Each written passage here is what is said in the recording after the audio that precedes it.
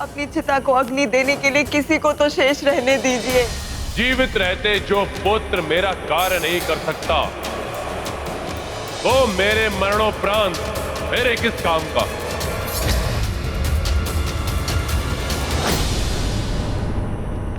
मैं महिरावन को बुलाने का निर्णय ले चुका हूं।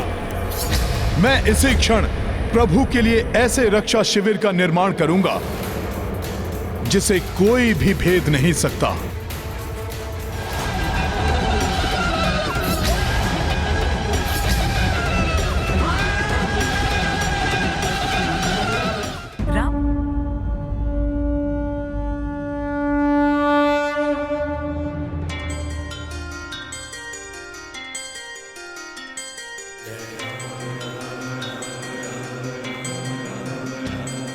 प्रभु, आपकी कृपा से पुनः अधर्म पर धर्म की विजय हुई।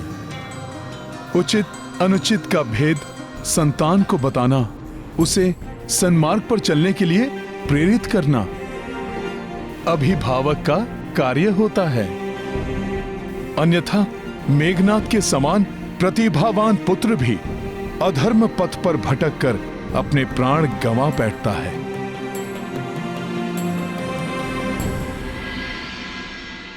प्रभु श्री राम की जय। प्रभु श्री राम की जय। भ्राता लक्ष्मण की जय। महाबली हनुमान की जय। महाबली हनुमान की जय। महाराज विभीषण की जय। दशरथ नंदन राजकुमार लक्ष्मण जी की जय। प्रिय नल,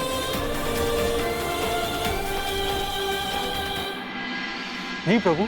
वैद्य शिरोमणि सुषेण जी कहाँ हैं? उन्हें बुलाकर भ्राता लक्ष्मण और महाराज विभीषण की चिकित्सा की व्यवस्था कराइए। आज्ञा प्रभु।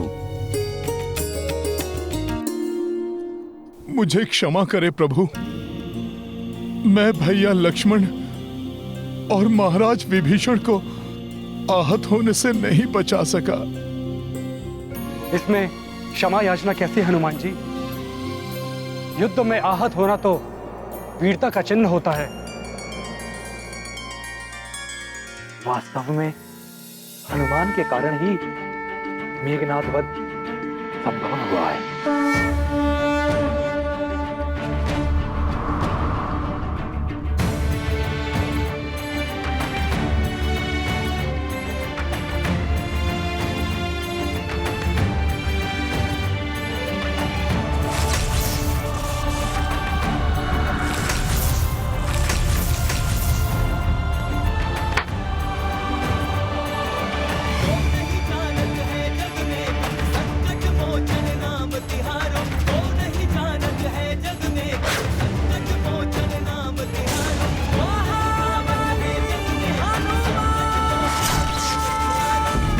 उस जैसे मायावी अधर्मी के वक्त की प्रसन्नता की तुलना में ये घाव तो कुछ भी नहीं। सत्य कहा प्रभु, ये घाव तो मेरी इस औषधि के लेप से अवश्य भर जाएंगे, परंतु जो घाव रावण को मिला है वो घाव अब कभी नहीं भरेगा।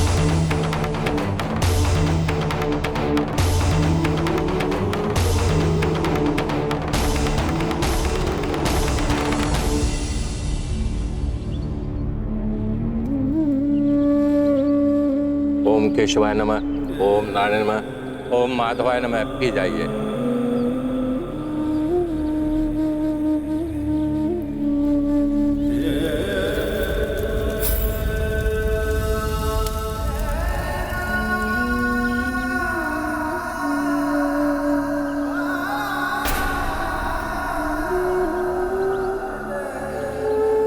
इदं ब्रह्मण अर्पणस्तु।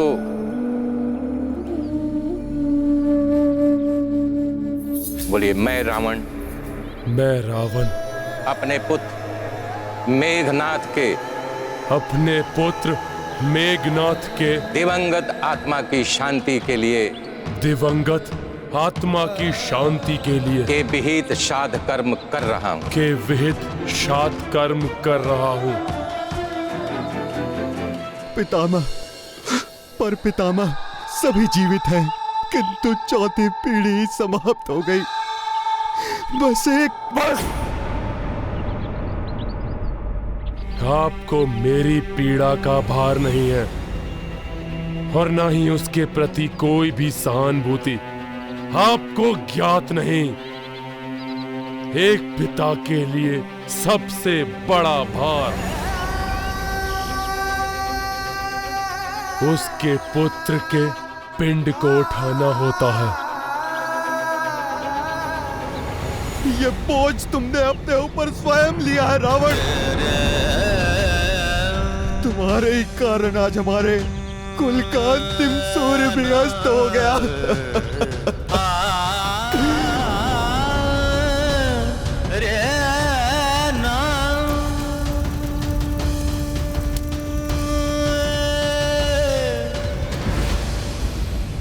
पुत्र की मृत्यु की वेदना से त्रस्त होके भी यदि रावण में कोई परिवर्तन नहीं आया तो मुझे आश्चर्य नहीं होगा प्रभु। परंतु अब उसकी क्या चिंता? युद्ध तो अब अपने अंतिम चरण में पहुंच चुका है और लंका में अब एक ही योद्धा शेष है, रावण।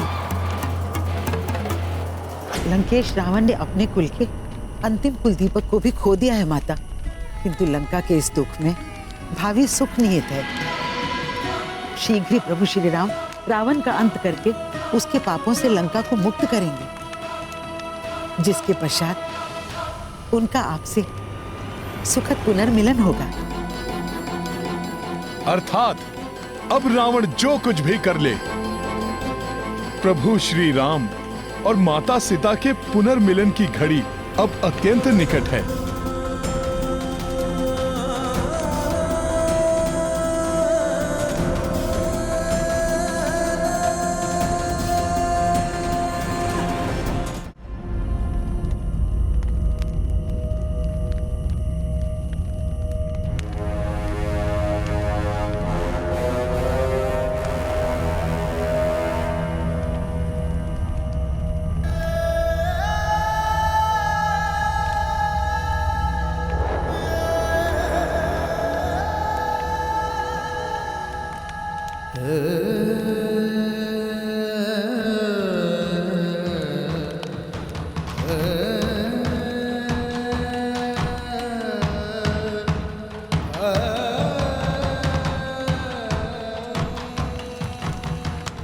और आपका विश्वास पाने हेतु आपके समक्ष प्रस्तुत है ये मेघनाद।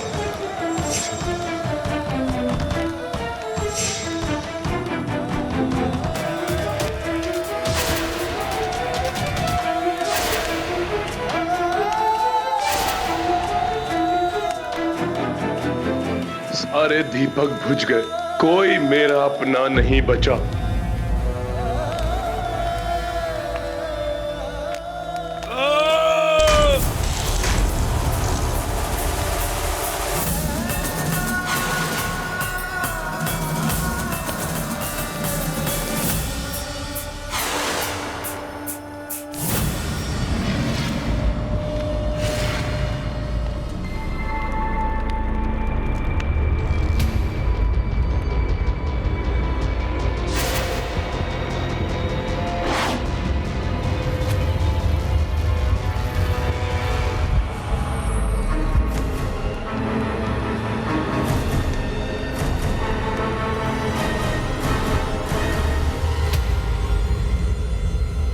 ये तो हमारे ही कुल का दीपक प्रतीत हो रहा है, परंतु यदि सब का अंत हो गया तो इस दीप की ज्योति कैसे प्रज्वलित है? कौन है वो जो रावण से और इस युद्ध से छिप कर बैठा है? ये आपके ही पुत्र का जीवन दीपक है महाराज।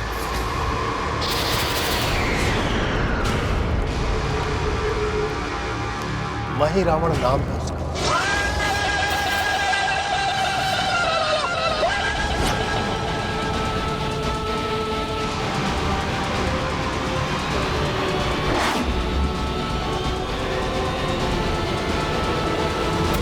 प्रभु, कल हम रावण को किसी भी अवस्था में युद्ध भूमि से जीवित नहीं लौटने देंगे। कल उसका सर्वनाश निश्चित है प्रभु।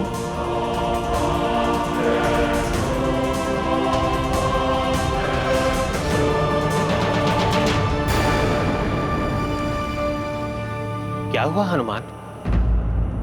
तुम्हें किसी संकट का आभास हुआ है क्या? नहीं प्रभु, संकट नहीं। मुझे प्रतीत हो रहा है जैसे किसी अपार सकारात्मक ऊर्जा का आगमन हो रहा है।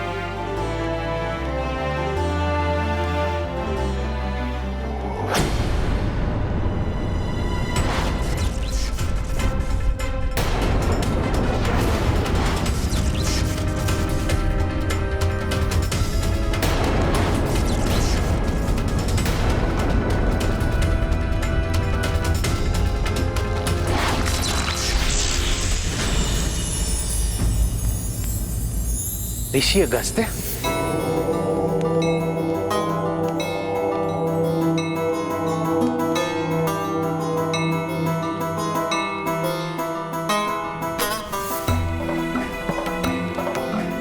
मैं अगस्त्य स्वयं तुम्हारा मार्गदर्शन करूंगा हनुमान।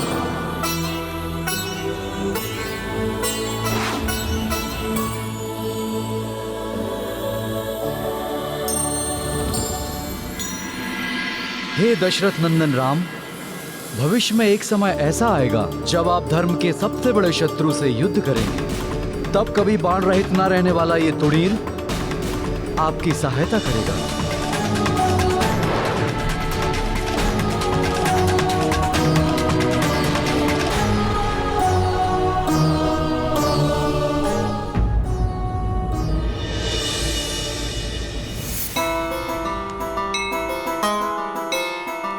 प्रणाम ऋषिवर। प्रणाम।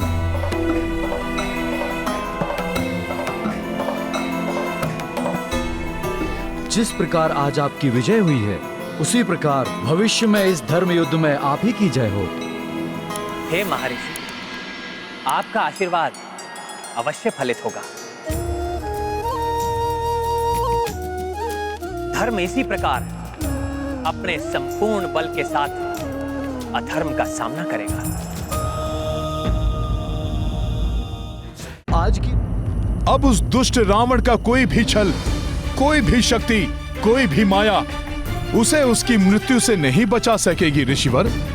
अवश्य हनुमान, परंतु आज की रात्रि रघुनंदन राम और लक्ष्मण पर आसन्न संकट से उन्हें सुरक्षित रखना अति आवश्यक है।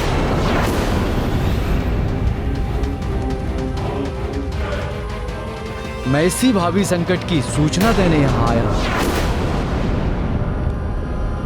ऋषिवर, कैसा संकट? वो तो समय आने पर ही ज्ञात होगा हनुमान। ध्यान रहे, सजगता में ही इन दोनों राजपुत्रों की सुरक्षा है।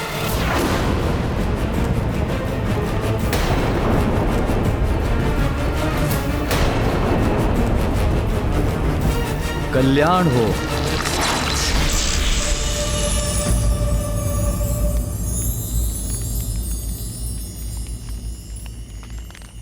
ऋषिवर किस भावी संकट का संकेत देकर गए हैं? उस मनहूस का नाम भी आप अपने मुख पर कैसे लाए, जिसे जीवन के प्रारंभ में ही मैंने मृत्यु प्रदान की थी? क्षमा महाराज, क्षमा। उसकी कुरूप छवि से आतंकित होकर ही आपने उसका परित्याग किया था। ये जानते हुए भी उसका नाम ले रहा हूं मैं।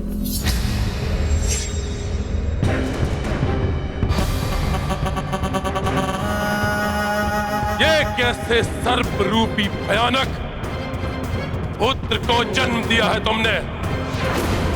इसे भूमि की गर्भ में समाहित कर दो।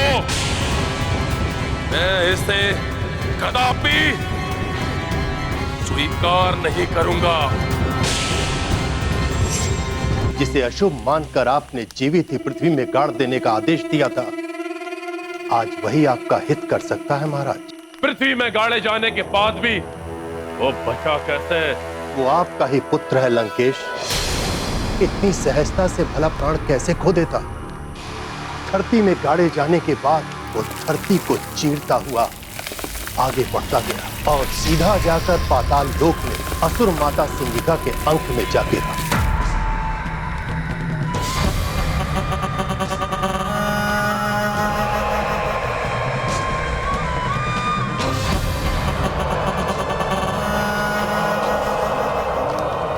असुर माता सिंगिका ने उसका लालन पोषण किया और समस्त असुरी माया की शिक्षा दी। महिरावण बाल्यकाल से ही माता के साथ मिलकर महामाया की पूजा करने लगा। बाल्यकाल से ही महामाया को प्रभावित कर महिरावण ने अव्यस्त और वरदान को प्राप्त किया, एक ऐसी माया जिसको देवता भी नहीं समझ सकते। प्रणाम माता महामाया। पुत्र, मेरे प्रति तुम्हारे समर्पण भाव से प्रसन्न होकर मैं तुम्हें वरदान देती हूँ। तुम सबसे बड़े मायावी बनोगे।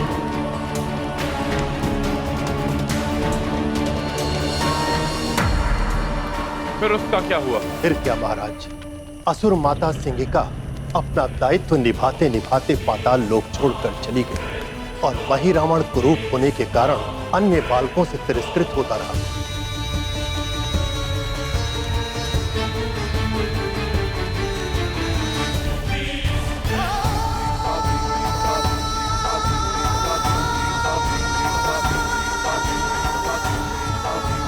इस बालक को एकाकी देखकर पाताल लोक की राजकुमारी उसे भाई बनाकर अपने साथ राजमहल ले गई, जहां उसका लालन पोषण अन्य राजकुमारों के साथ हुआ।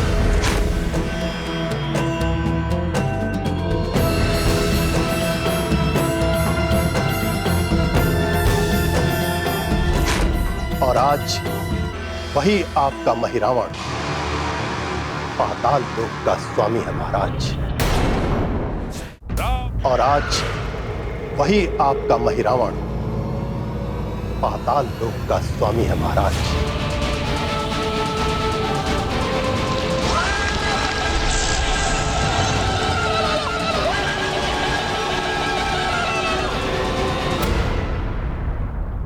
रावण पुत्र महिरावण,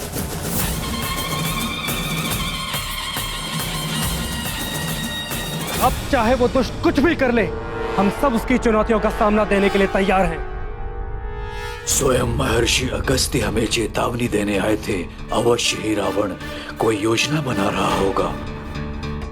प्रभु, महर्षि अगस्त्य के शब्दों ने हमें चिंता में डाल दिया है, परंतु आपके मुख पर तो चिंता की एक भी रेखा तक उत्पन्न नहीं हुई। हनुमान, जब महाराज सुग्रीव जैसे पराक्रमी राजा का साथ हो, महाराज विभीषण जैसे महारथी का सहयोग प्राप्त हो, महाराज जामवंत जैसे अनुभवी योद्धा का आशीष हो, युवराज अंगद, नल नील जैसे वानर योद्धाओं से सज्जित वानर सेना हो, और तुम्हारे जैसे महाबली योद्धा हमारी रक्षा के लिए सदैव तत्पर हो,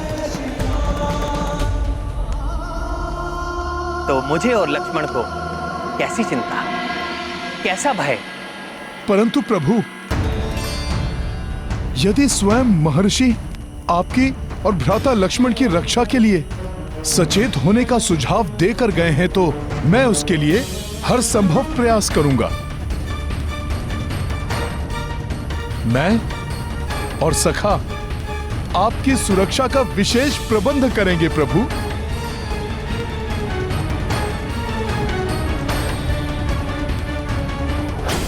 मेरा पुत्र महिरावण अब पाताल लोक का महाराज है। मैं महिरावण को बुलाऊं, वो अपने भ्राता के वध का प्रतिशोध लेगा। मायावी शक्तियों से संपन्न वो उस वनवासी और उसकी संपूर्ण वानर सेना का नाश करेगा।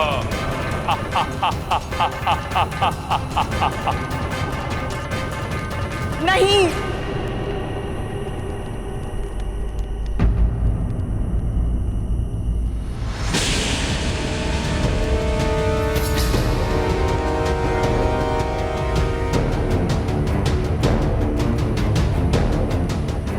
आश्चर्य है मुझे आपकी कुबुद्धि पर। आपको ये ज्ञात हुआ नहीं कि हमारे कुल का एक दीपक अभी भी प्रज्वलित है और आप उसे भी बुझाने चल दिए। क्या आपको तनिक भी बंद हो जाने।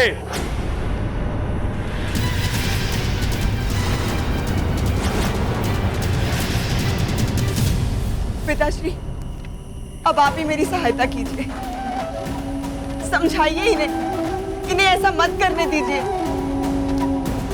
पुत्री मंदोदरी, लंका और राक्षस कुल का मान और सम्मान दांव पर लगा हुआ है। इस समय ऐसी अवस्था में इस युद्ध में विजय प्राप्त करना ही एकमात्र हमारा लक्ष्य होना चाहिए।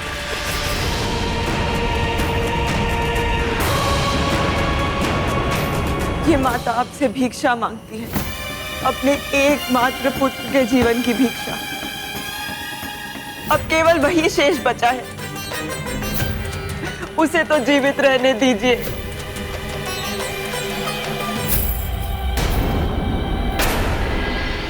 उसे मृत्यु के मुख में मत धकेलिए।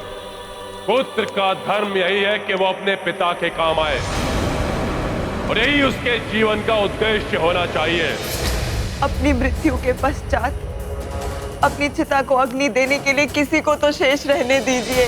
जीवित रहते जो पुत्र मेरा कार्य नहीं कर सकता, वो मेरे मरणोपरांत मेरे किस काम का।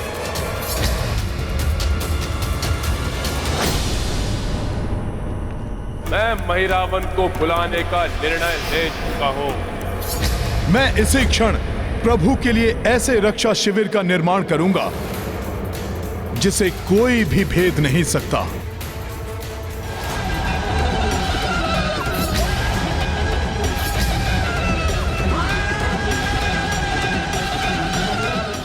मैं इसी क्षण प्रभु के लिए ऐसे रक्षा शिविर का निर्माण करूंगा जिसे कोई भी भेद नहीं सकता।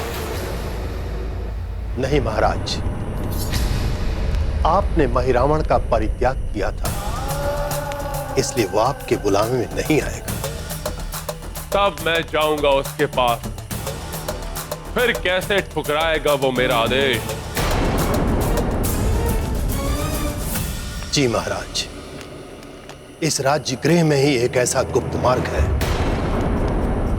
जहां से प्रवेश करके आप पाताल लोक में अपने पुत्र महिरावण और पाताल के स्वामी महिरावण से भेंट कर सकते हैं।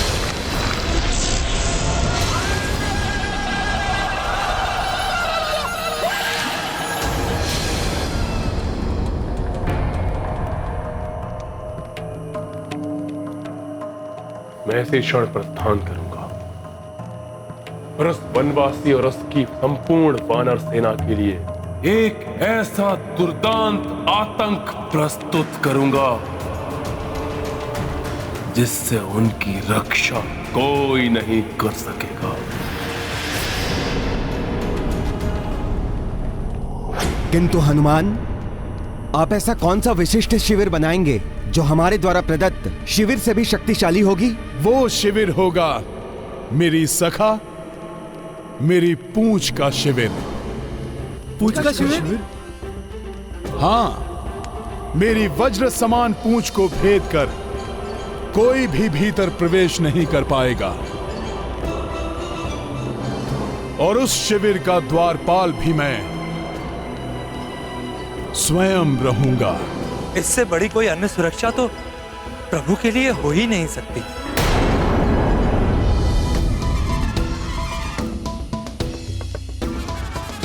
अब मैं रावण और उसकी किसी भी माया को शिविर में प्रवेश नहीं करने दूंगा।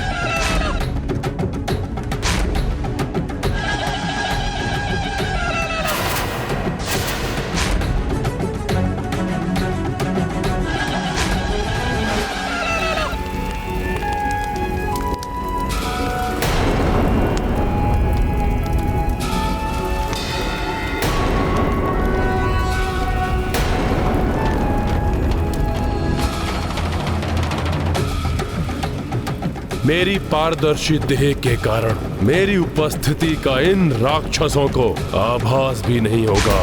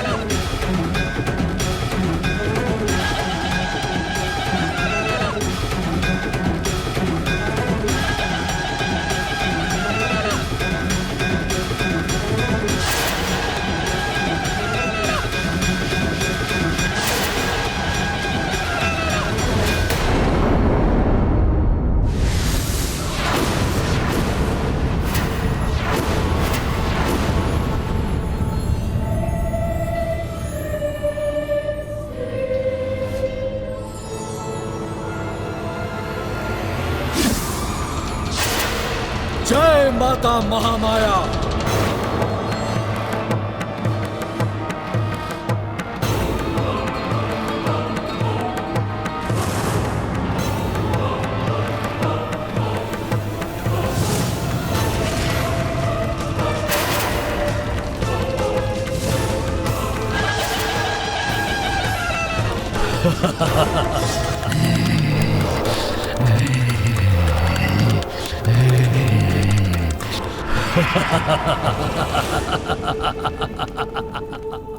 मेरे इस विशिष्ट पाताल भवन में मेरी इच्छा के विरुद्ध देवादिदेव शिव, देवी महामाया और मेरे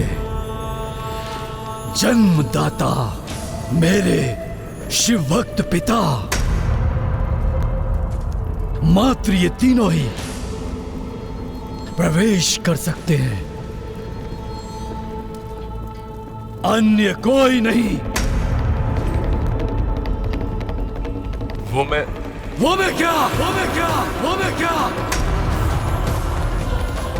वो पिता जिन्होंने मुझे जन्म दिया, इस माही रावण को जन्म दिया, किंतु जन्म सिद्ध अधिकार से मुझे वंचित रखा, जिनका लहू मेरी धमनियों में हर क्षण दौड़ता रहा,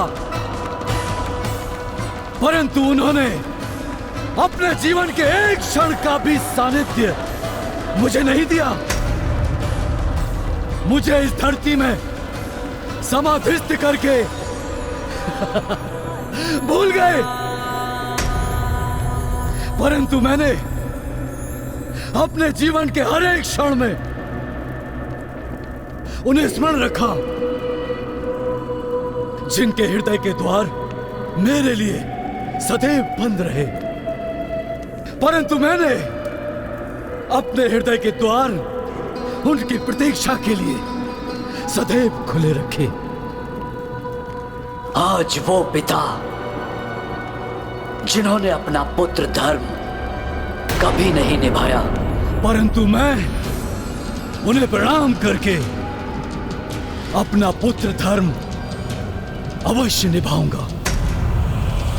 प्रणाम पिताश्री।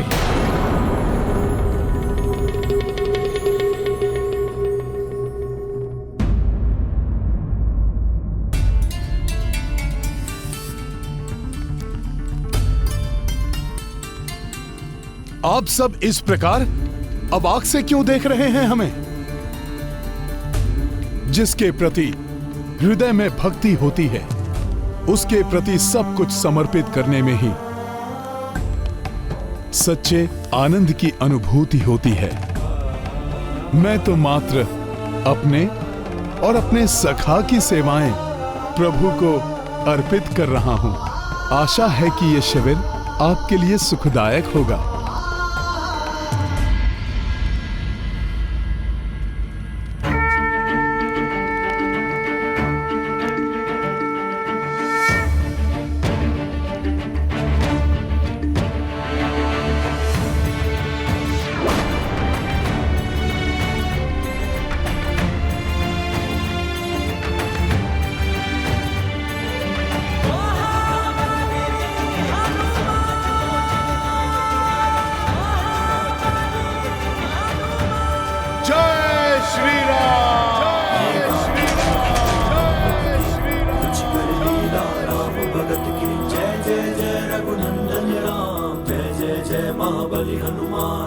संकट जो रघुबीर पे आयो, पवन तनय ही मार्ग सुझायो।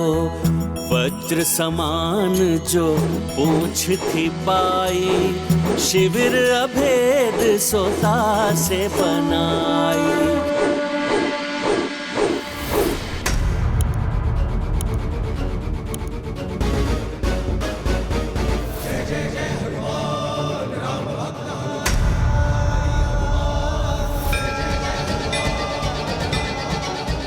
प्रभु, आपके लिए शिविर प्रस्तुत है। मैं स्वयं शिविर के द्वार की रक्षा के लिए नियुक्त रहूंगा। आप निश्चिंत होकर इसमें विश्राम कीजिए। हनुमान, जब तुम्हारे जैसा महायोद्धा द्वार की रक्षा में उपस्थित हो तो चिंता कैसी?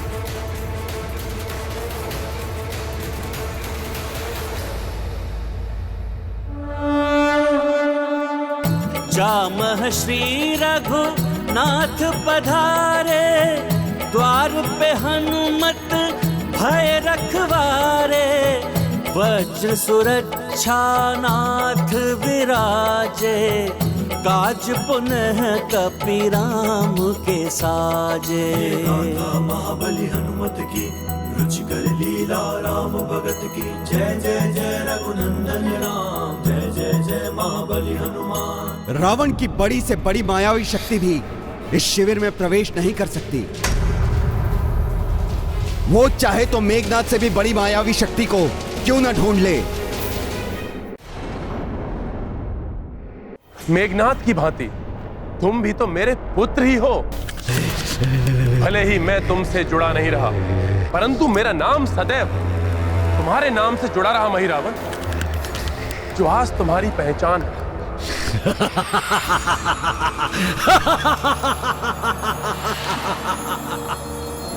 आज अकस्मात ही मैं आपके पुत्र मेघनाद की भांति हो गया। मेरे प्रिय पिताश्री, मैं मेघनाद जैसा नहीं हूँ मेघनाद जैसा। जो एक तुच्छ वानर से परास्त हुआ, जो नर एवं वानर के हाथों जिसका वध हो गया।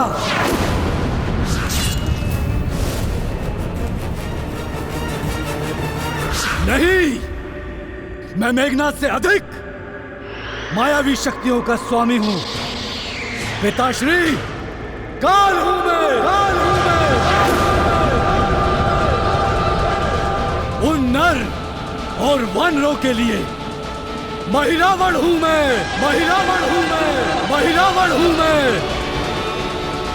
तो तुम्हें सब कुछ ज्ञात है। दुर्भाग्य से या सौभाग्य से सही, किंतु महान लंकेश रावण का पुत्र महिरावण हूं मैं। और योग्य पुत्र वही होता है जो अपने पिता से 2 ढग आगे रहे। मेरे प्रिय पिताश्री, सब ज्ञात है मुझे। उत्तम, अति उत्तम मेरे पुत्र, मुझे गर्व है तुम पर। गर्व? आपके 2 प्रतापी पुत्र अक्ष कुमार और मेघनाद वानर एवं नर के हाथों मृत्यु को प्राप्त हो गए। आपका एक भ्राता तो द्रोही निकला और एक भ्राता सर्वशक्तिशाली कुंभकर्ण रणभूमि में वीर गति को प्राप्त हो गया। और बचे हुए योद्धा तुच्छ वानरों के हाथों परलोक सिधार गए। हाँ पुत्र, हाँ। और ये सब कुछ इसलिए हुआ क्योंकि आपने एक पर स्त्री सीता का हरण कर लिया, मेरे प्यारे पिताश्री। और जब आपका सब कुछ समाप्त हो गया, आपको विवश होकर इस मही रावण के पास आना पड़ा, है ना? नहीं पुत्र, मैं दुर्भाग्य है आपका जो आपके इतने विलंब के पश्चात उस पुत्र का स्मरण हुआ जो पराक्रम में आपके पुत्र अक्ष कुमार से अधिक पराक्रमी है, जो माया में आपके पुत्र मेघनाथ से अधिक मायावी, और जो विकरालता में आपके भ्राता शक्तिशाली कुंभकर्ण से अधिक विकराल है।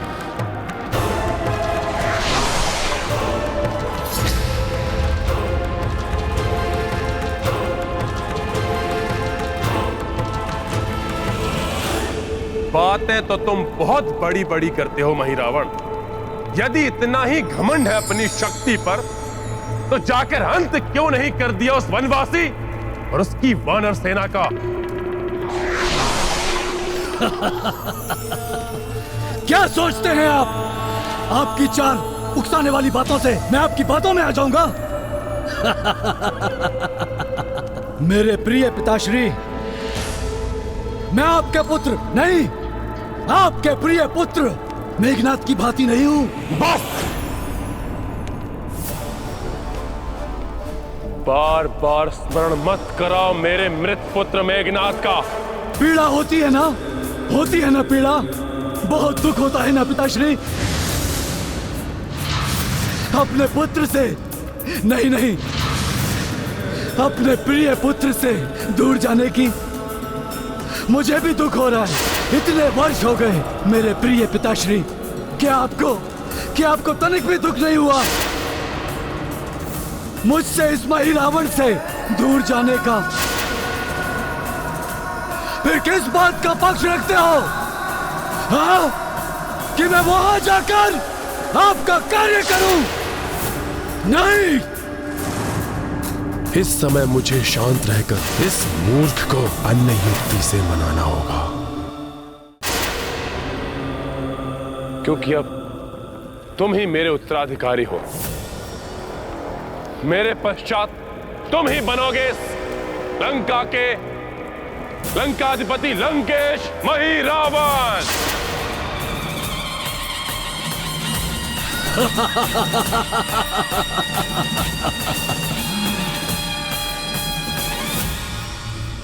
लंकेश मही रावण अच्छा लगता है, सुनने में कभी अच्छा लगता है, बड़ा ही कर्णप्रिय लगता है। लंकेश मही रावण। परंतु मेरे प्यारे पिताश्री, ये मही रावण भविष्य के सपने नहीं देखता, वर्तमान में विश्वास रखता है। और कौन जाने कल आपके पश्चात ये लंका ही ना रहे। बात करना है तो आज की कीजिए, आज और इसी क्षण। क्या दे सकते हैं आप मुझे?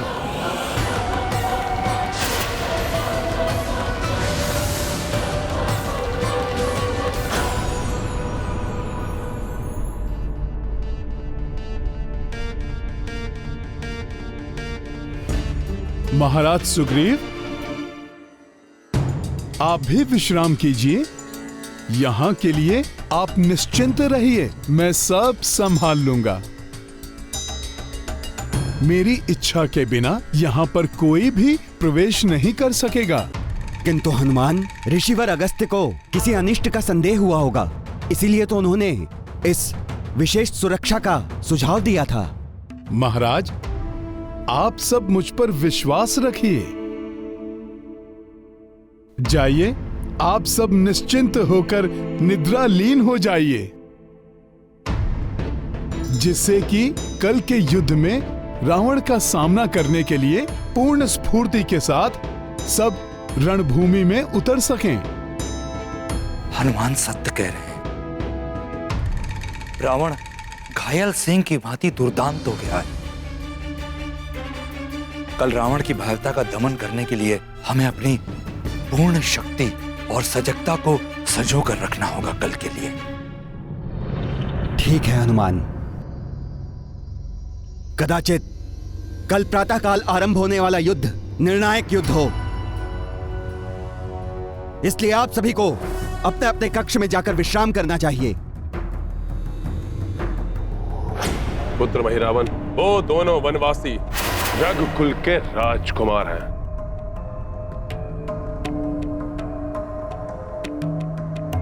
अत्यंत प्रतापी, सर्वगुण संपन्न, विकट तेजस्वी और महाज्ञानी, धर्म पालक, तन मन से सुंदर, सात्विक एवं शुद्ध आत्मा। सत्य तो यह है कि उनका ज्येष्ठ भ्राता ही अयोध्या का चक्रवर्ती सम्राट बनेगा। अकस्मात ही अपने शत्रुओं की इतनी प्रशंसा, ये हो क्या गया है पिताश्री को? यह सत्य है महिरावन कि तुम महामाया की प्रसन्नता के लिए तंत्र साधना करते हो, और तंत्र साधना के लिए उन दो वनवासियों से अच्छा बलि का पात्र और कोई नहीं हो सकता। उन दो शुद्ध आत्मा राजकुमारों की बलि चढ़ाने से महामाया अति प्रसन्न हो सकती है। क्या तुम ऐसा स्वर्णिम अवसर छोड़ देना चाहते हैं? सोचो महिरावन, सोचो, ऐसी शुद्ध आत्माओं की बलि पाकर देवी महामाया तुम्हें कैसी कैसी दुर्लभ शक्तियां प्रदान करेगी।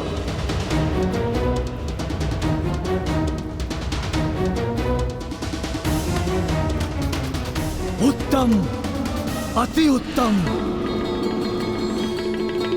मैं चढ़ाऊंगा उन दो रघुवंशियों की बलि देवी महामाया के चरणों में।